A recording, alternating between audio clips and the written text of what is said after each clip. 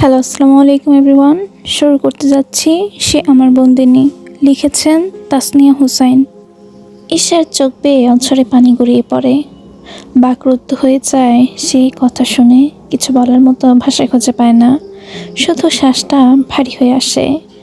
ইলারা Alvarez ভারী কণ্ঠে বলতে শুরু করেন। এটা দেখার পর রিক পুরো স্তব্ধ হয়ে যায়। যে মানুষটা এতটা নির্মম, এতটা শক্ত, সেই মুহূর্তে পাথর হয়ে গিয়েছিল। নাজিয়ার এই করুণ পরিণতি মানতে পারেনি সে। অস্বীকার করতে চেয়েছিল বাস্তবতাকে, কিন্তু বাস্তবতা তো কখনো পালিয়ে যায় না। আর ভিড়, আমার সোনা বাচ্চাটা, সে তো পুরো শেষ হয়ে যায়। মা বলতে পাগল ছেলেটা শেষবার মাকে ধরে তার যে আহাজারি, সেই কান্না, সেই ডাক, সেই ভাঙা শব্দগুলো আজও যেন বাতাসে ভেসে বেড়ায়। কত কিছু বলেছিল সে, আঁকড়ে ধরেছিল পুরোটা সময়, যেন ছেড়ে দিলেই সব শেষ হয়ে যাবে। বীরের জন্য নাজিয়াকে সিনালোয়ার প্যালেসের বাগানে মাটি দেওয়া হয়, যেন অন্তত মায়ের কাছাকাছি থাকার একটা ভরসা পায় সে। কিন্তু মা ছাড়া ছোট্ট ছেলেটার পৃথিবী পুরোপুরি ভেঙে পড়ে। কথাগুলো বলতে বলতে চোখের পানি মুছছেন ইলারা। আমার ভিড়টা সম্পূর্ণ একা হয়ে যায় এরপর। তার ছোট্ট জীবনে যে একটা মানুষকে ঘিরে বেঁচেছিল, হঠাৎ করে সে দুনিয়াটা হারিয়ে ফেলে।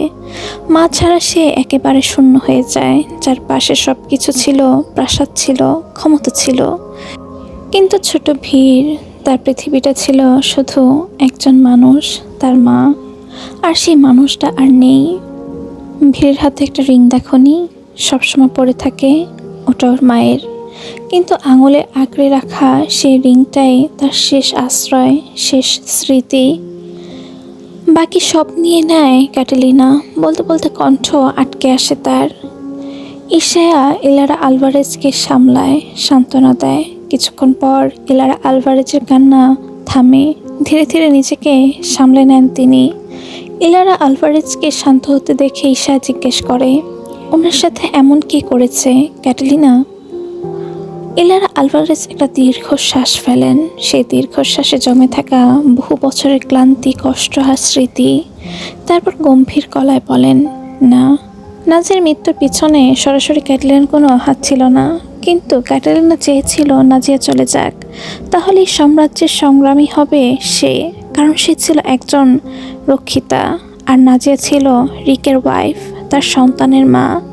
এই দুই অবস্থানের ফারাকে ছিল তার লোভের আগুন। তাই ক্যাটালিনা নাজিয়ার কান ভরত রিকের বিরুদ্ধে। ধীরে ধীরে বিষ ঢালে তার মনে। সবসময় নাজিয়ার সামনে রিকের খারাপ দিকগুলোই তুলে ধরত। বিশ্বাসের ভিতটা নরম হয়ে যায়, একদিন নিজেই ভেঙে পড়ে। আর একসময় ক্যাটালিনা নাজিয়াকে পালিয়ে যাওয়ার সুযোগ করে দেয়। যদি না নাজিয়া সেই দিন প্যালেস থেকে বের হতো, তাহলে এরকম কিছুই হয় না। সম্ভবত আজও সব কিছু অন্যরকম হতো। রিক খোঁজ লাগায় অনেক, নিজের সব শক্তি, সব লোকবল, সব ক্ষমতা ব্যবহার করে সে পাগলের মতো খুঁজতে থাকে নাজিয়াকে। কারা মেরেছে, কে মেরেছিল, জানতে চায় ঈশা। নাজিয়াকে মারে ভিড়ের বিরোধী পক্ষের এক মাফিয়া, তাদের হাতেই পড়ে যায় নাজিয়া। আর সেখান থেকেই শুরু হয় তার শেষ অধ্যায়। ক্যাটালিনার বিরুদ্ধে কোনো প্রমাণ পায়নি রিক। যদি পেত, রিক ওকে কখনোই ছাড়তো না। কারণ সব কিছুর পরেও নাজিয়া ছিল তার সন্তানের মা। আর নাজিয়া যখন মারা যায়, তখনও সে প্রেগনেন্ট ছিল। একটা নয়, দুটো প্রাণের সমাপ্তি হয়েছিল সেদিন। রিক অনেক ভেঙে পড়ে এই ঘটনার পর। আর ভেতরের শক্ত নির্মম মানুষটা কোথাও গিয়ে চূর্ণ হয়ে যায়। সে তাদের খুঁজে বের করতে সব কিছু লাগিয়ে দেয়, কিন্তু কিছুই পায় না। এভাবেই যেতে থাকে সময়। কিন্তু ভিড় অনেক অসুস্থ হয়ে যায় দিন দিন। শুধু শরীর নয়, তার ভেতরের ভাঙনটা ধীরে ধীরে তাকে নিঃশেষ করে দিচ্ছিল। কিছুতেই ভিড়কে সামলাতে পারে না কেউ। ডাক্তার, ওষুধ, যত্ন সব কিছুই ছিল, কিন্তু যে ক্ষতটা তার মনের ভেতরে তৈরি হয়েছিল, তার কোনো চিৎকার ছিল না। রাতের পর রাত ঘুম ভেঙে গেলে উঠে মাকে খুঁজত। তাকে কেউ সামলাতে পারতো না। সারাটা খুন মা মা করতো। শেষমেশ হার মানতে বাধ্য হয় রিক। পরে রিক তাকে বাইরে পাঠিয়ে দেয়। এই নরক থেকে, এই স্মৃতি থেকে দূরে সরিয়ে দিতে হয় ভেবেছিল দ্রুতই তাকে বাঁচাতে পারবে, কিন্তু মাকে হারিয়ে বীর বাবার থেকেও দূরে চলে যায়। দিন দিন যত সময় যেতে থাকে আরও বেপরোয়া আরও হিংস্র হয়ে ওঠে ভীর। তাই সেই বাচ্চামোর স্বভাব, আবদার, আনন্দ সব বদলে যায়।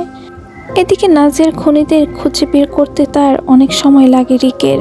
অনেকগুলো বছরের পর বছর ধরে খোঁজ, অনুসন্ধান, রক্ত, প্রতিশোধ আর অন্ধকারের ভেতর দিয়ে পথ চলা, কিন্তু শেষ পর্যন্ত খুঁজে সে বের করে।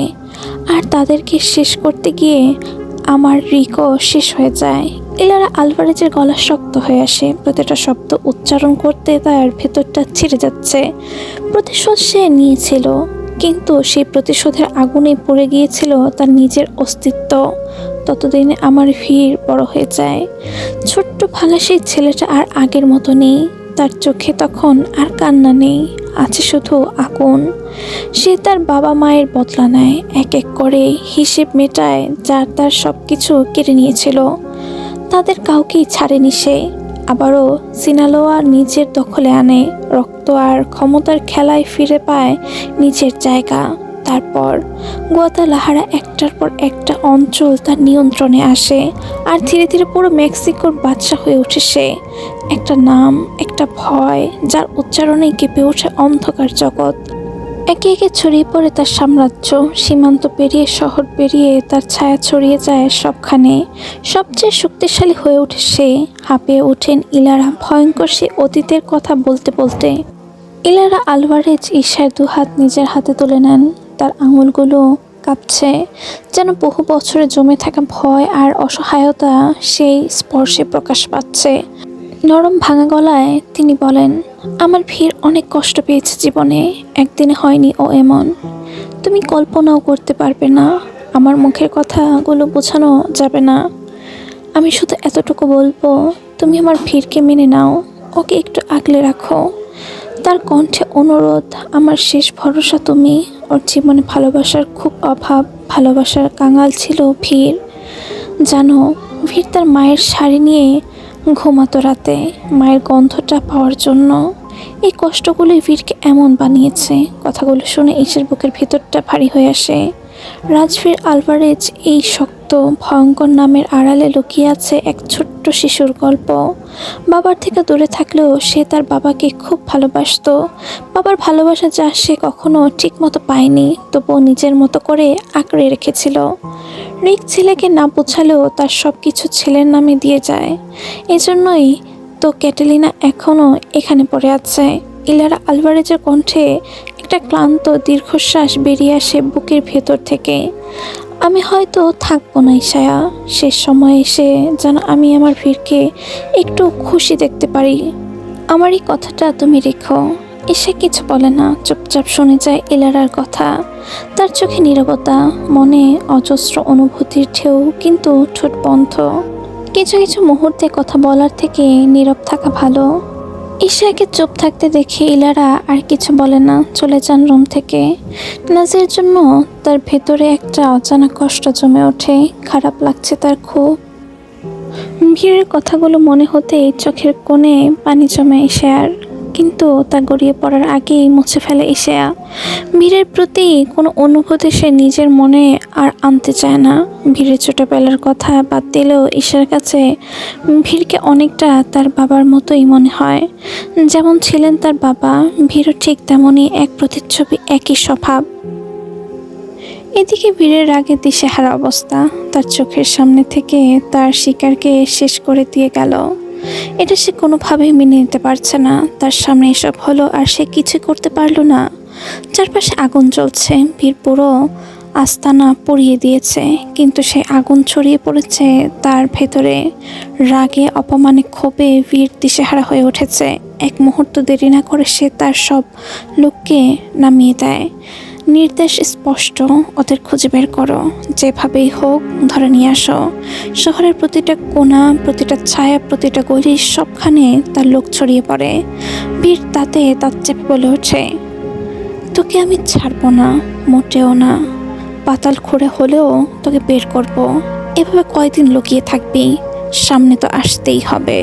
আর তোদের সাথে আর কে কে জড়িয়ে আছে সেটা বের করতে আমার বেশি সময় লাগবে না।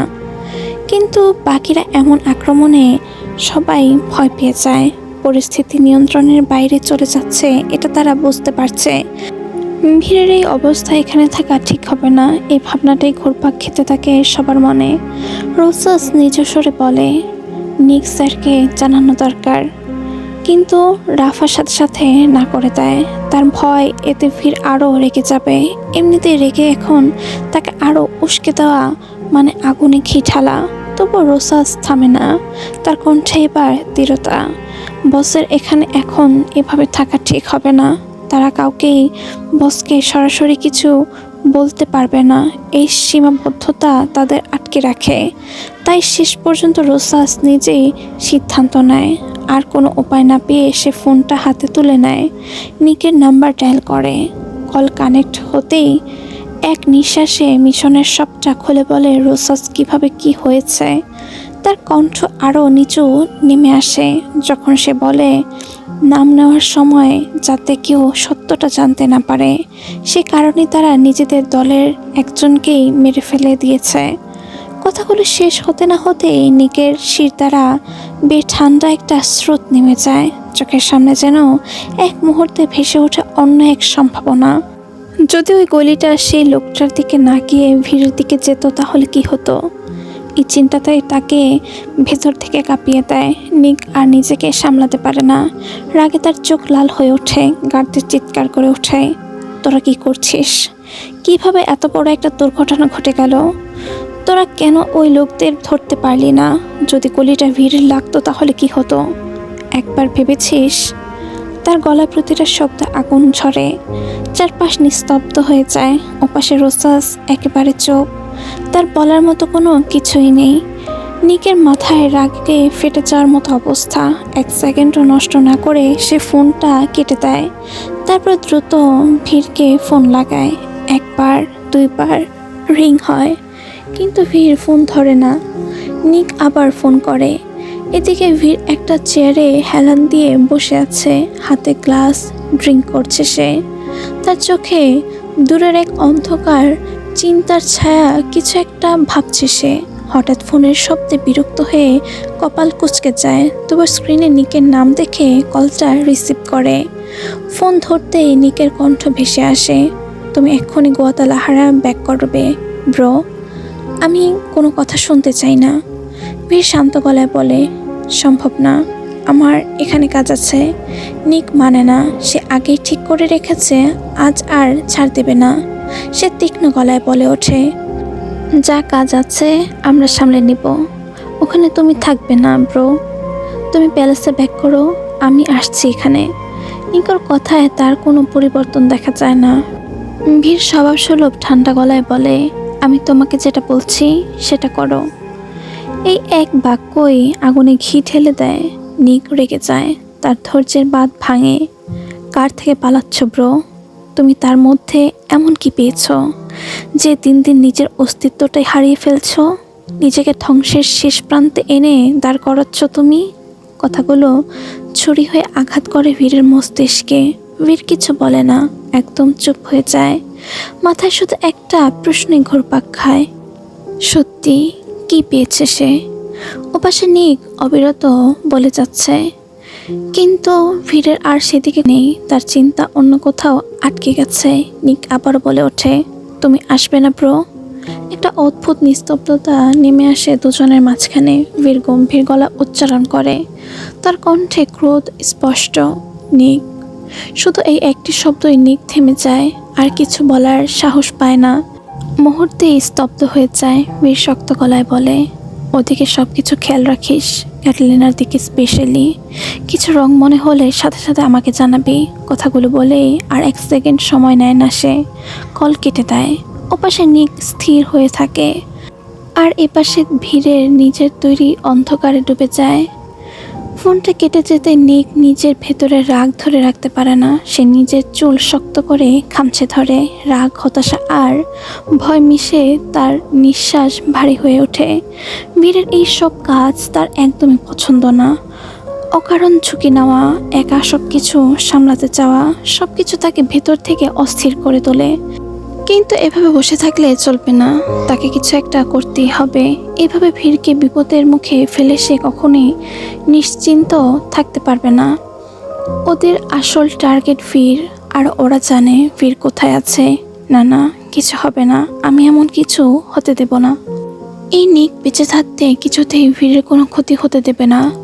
নিক ডিভানে বসে মাথা এলিয়ে দেয়। ধীরে ধীরে সে চুপ হয়ে যায়, চোখ দুটো বন্ধ করে রাখে কিছুক্ষণ। গভীর চিন্তায় ডুবে যায় সে। চারপাশ নিস্তব্ধ, শুধু তার ভারী নিঃশ্বাসের শব্দ আছে। কিছু একটা ভাবছে সে। কিছুক্ষণ পর চোখ খোলে। তার দৃষ্টিতে তখন আর আগের সেই অস্থিরতা নেই, বরং আছে এক অদ্ভুত স্থিরতা। ঠোঁটের কোণে ধীরে ধীরে ফুটে ওঠে এক বাঁকা রহস্যময় হাসি। মনে মনে বলে ওঠে, ওকে ব্রো, ভালোভাবে শুনলে না তাই না? এখন যা হবে তাতে আমার কোনো দোষ নেই। এবার দেখো আমি কি করি। তার চোখে একটাই সিদ্ধান্ত স্পষ্ট, ফিরতে তো ভিড়কে হবেই, যেভাবেই হোক। মেটিয়াস সবার চোখের আড়ালে প্যালেসের সীমানা পেরিয়ে আরও একটু দূরে আসে, একটা নির্জন গোপন জায়গায়। চারপাশে একবার ভালো করে তাকায়, কেউ আছে কি না তা নিশ্চিত হয়। তারপর লুকিয়ে রাখা ফোনটা বের করে। তার আঙুলগুলো কাঁপছিল, তবু দেরি করে না, দ্রুত লুকাকে ফোন লাগায়। দুইবার রিং বাজতেই ওপাশ থেকে ফোন রিসিভ হয়। মেটিয়াস হন্তদন্ত হয়ে উঠে বলে, কি খবর ওদিকের? ভিড় নাকি ঘাঁটি আক্রমণ করেছে। ওপাশে লুকার গলা ঠান্ডা, কিন্তু তাতে চাপা রাগ স্পষ্ট। তুমি আমাদের আগে জানাওনি কেন ভিড়ের অবস্থান সম্পর্কে? মেটিয়াস থেমে যায় এক মুহূর্ত, তার গলা কেঁপে ওঠে। বীর কোথায় গেছে কেউ জানতো না, নিকো না। তার কণ্ঠে ভয়ের ছাপ লুকানো যাচ্ছিল না।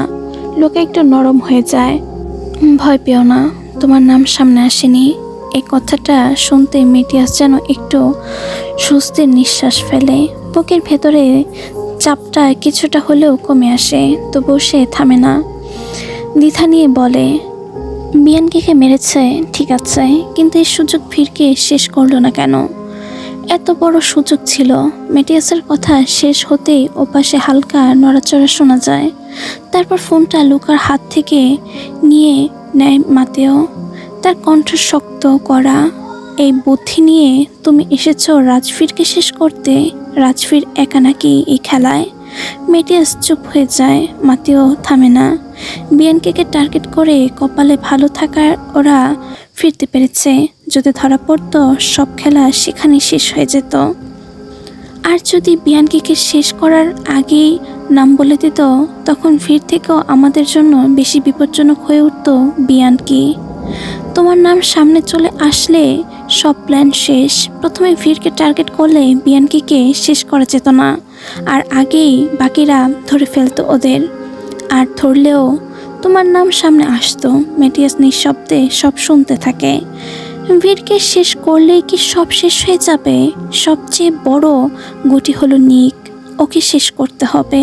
ডিয়েগো আছে, আরও অনেকে আছে। এরা একজন আরেকজনের চেয়ে বেশি ডেঞ্জারাস। তাই এই সময় এটাই ঠিক ছিল। মেটিয়াস ধীরে মাথা নাড়ে।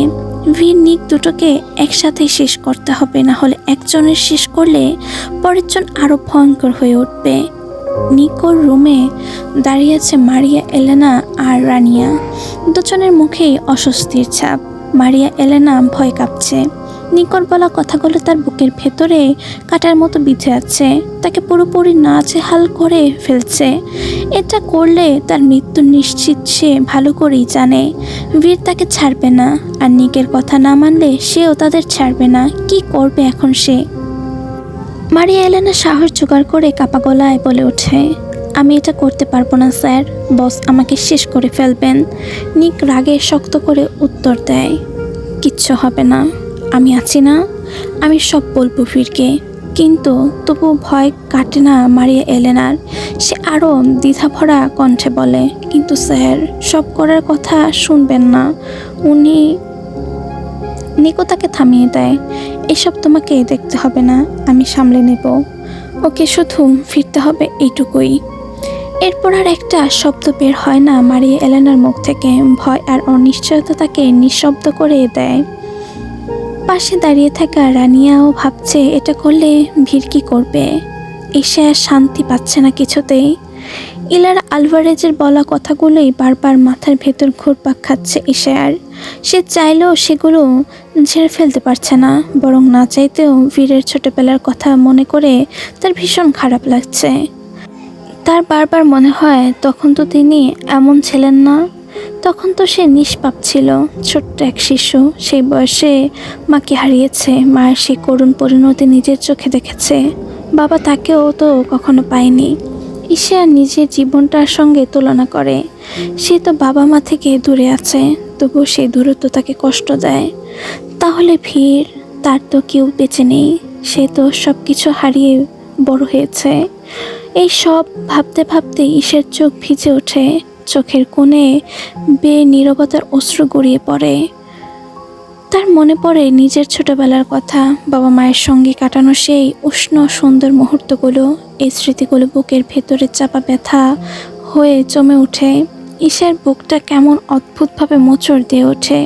সে চায় না এসব ভাবতে, একদমই চায় না, কিন্তু তারপরেও কেন যেন নিজের অনুভূতিগুলোকে হাজার চেষ্টা করেও থামাতে পারছে না। এর মাঝে ভিড়ের সাথে সে যেটা করেছে, তারপর তার কোনো খোঁজ নেই, কোথাও সে নেই। এদিকে নিকের কথা মতো মারিয়া এলেনা ঈশার রুমের সব সিসিটিভি বন্ধ করে দেয়। তার হাত কাঁপছে, বুকের ভেতর ধুকপুকানি অস্বাভাবিক দ্রুত, ভয়ে তার রূহ পর্যন্ত কেঁপে উঠছে। তার পরিণতি কি হবে সে কিছুই জানে না। তাকে যেটা বলা হয়েছে সে করছে, এখন বাকিটা সামলাবে রানিয়া। ঈশা বিছানায় শুয়েছিল, ঠিক তখনই রানিয়া নিঃশব্দে রুমে ঢুকে তার দিকে একটি ওষুধ বাড়িয়ে দেয়, বলে, ম্যাম, ওষুধটা খেয়ে নিন। ঈশা ভ্রু কুঁচকে তাকায়। এই সময় ওষুধ? আমার তো এখন কোনো মেডিসিন নেই। রানিয়া চুপ হয়ে যায়। কিছুক্ষণের জন্য সে বুঝতেই পারে না কি বলবে। তার চোখে মুখে অস্থিরতা স্পষ্ট হয়ে ওঠে, তবু নিজেকে সামলে নিয়ে বলে ওঠে, ডাক্তার দিয়েছে ম্যাম, খেতে হবে, খেয়ে নিন, না হলে বস রাগ করবেন। বীরের কথা শুনতে ঈশা আর কোনো প্রশ্ন করে না, কারণ সে জানে বীর আর যাই করুক তার বাচ্চার ক্ষতি হবে না, এমন কিছু সে করবে না। এটা বললেও ভুল হবে। ঈশা নিজের ক্ষতি হবে এমন কোনো কিছুর অস্তিত্ব অভির তার ধারে কাছে রাখতে দেবে না। আর কিছু না বলে ঈশা ওষুধটা খেয়ে নেয়। অজান্তে নিজেকে সঁপে দেয় এমন এক বিশ্বাসের কাছে, যার গভীরতা সে নিজে পুরোপুরি বুঝে উঠতে পারে না।